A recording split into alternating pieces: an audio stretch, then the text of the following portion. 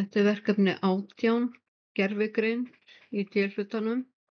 Þetta er uppsetning á einfaldri ritgerð án kaflanúmera. Við erum stödd hérna fremst í skjalinu og ætlum að búa til stíla, texti 1 og texti 2. Þannig ég byrja á að fara hérna á homeflipan, ýta á örina niður hjá Styles og velja New Style. Og ég skrifa heitið á stílnum, ekki gleyma því. Texti 1 og hann á að vera jafnaður. Það er ágætt að velja það bara hér. 11 punkta letur, format paragraf og línubilið á að vera multiple 1,2 og OK. Og þið sjáu lýsinguna hér fyrir neðan og OK.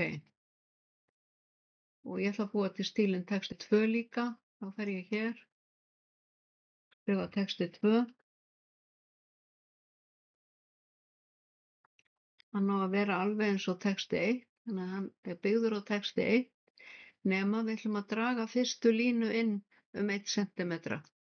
Format paragraf og hér veljum við first line og 1 cm.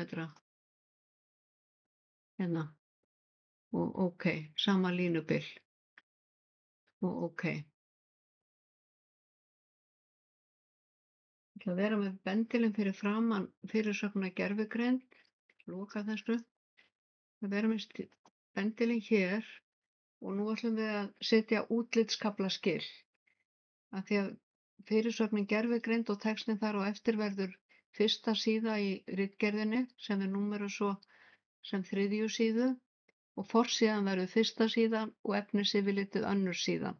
Þannig að við þurfum að gera hér útlitskaflaskil. Þá förum við hér í layout og breaks og next page. Og hafið þið endilega endirmerkin sýnileg þegar þið eru að vinna, þá sjáu þið hér section break next page, ekki bara page break eins og oft vill vera.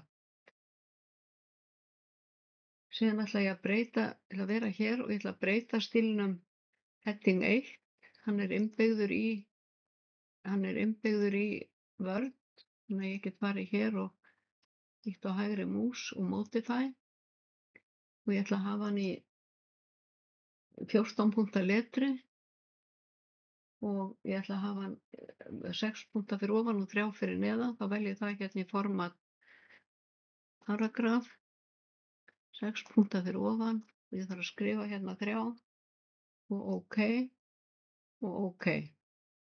Og síðan ætla ég að breyta líka stílnum heading 2.